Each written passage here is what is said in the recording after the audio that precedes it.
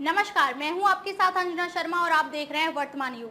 तो आइए शुरुआत करते हैं आज की खास खबर से। एआई से बनेगी अपराध रोकने की सटीक रणनीति। अमित शाह ने कहा, फोरेंसिक के इस्तेमाल से न्याय मिलने में आई तेजी।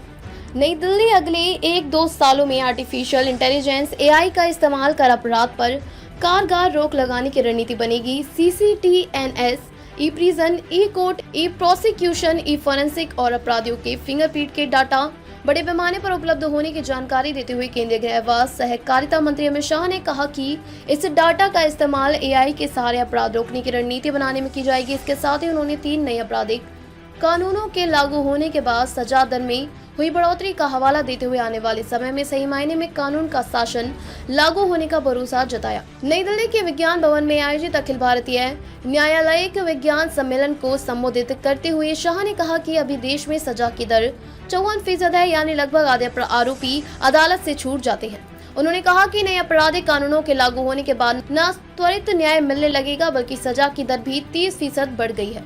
उन्होंने कहा कि सरकार की कोशिश सजा की दर में 40% की बढ़ोतरी करने की है। यह फोरेंसिक की मदद के बिना नहीं हो पाएगा।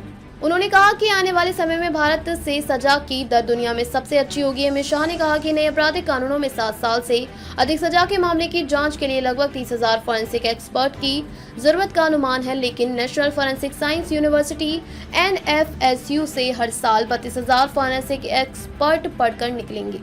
उन्होंने कहा कि NFSU विभिन्न राज्यों 7 परिसर चल रहे हैं और अगले 6 महीने 9 नए शुरू हो जाएंगे, जबकि 10 और नए परिसर स्थापित करने की योजना है। शाह ने कहा कि आरोपी और फरियादी दोनों के साथ अन्याय नहीं हो, इसके लिए फोरेंसिक साइंस को आपराधिक न्याय प्रणाली का अहम हिस्सा बनाना जरूरी है। अमित शाह ने कहा कि देश में CCTNS के तहत 100% थानों में ऑनलाइन FIR दर्ज करने की सुविधा है। इसके तहत 14 करोड़ 19 लाख FIR और उससे जुड़े दस्तावेज ऑनलाइन उपलब्ध हैं। 22,000 अदालतें ई कोर्ट से जुड़ चुकी हैं। 2 crore 19 lakh data e prison का, 29 लाख केसों का ई प्रोसिक्यूशन का डाटा, 29 लाख फोरेंसिक साक्ष्य ई फोरेंसिक पर ऑनलाइन उपलब्ध है। इसके साथ national automated fingerprint identification system NAFIS पर 1 करोड़ 53 लाख आरोपियों के फिंगरप्रिंट और मानव तस्करों का डाटा भी ऑनलाइन हो गया है।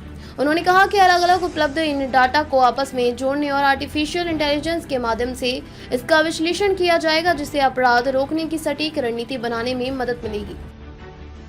खबरों में अब तक के लिए बस इतना ही। फिर होगी आपसे मुलाकात कुछ ऐसी ही खास खबरों के साथ। तब तक के लिए नमस्कार और देखते रहिए वर्तमान युग।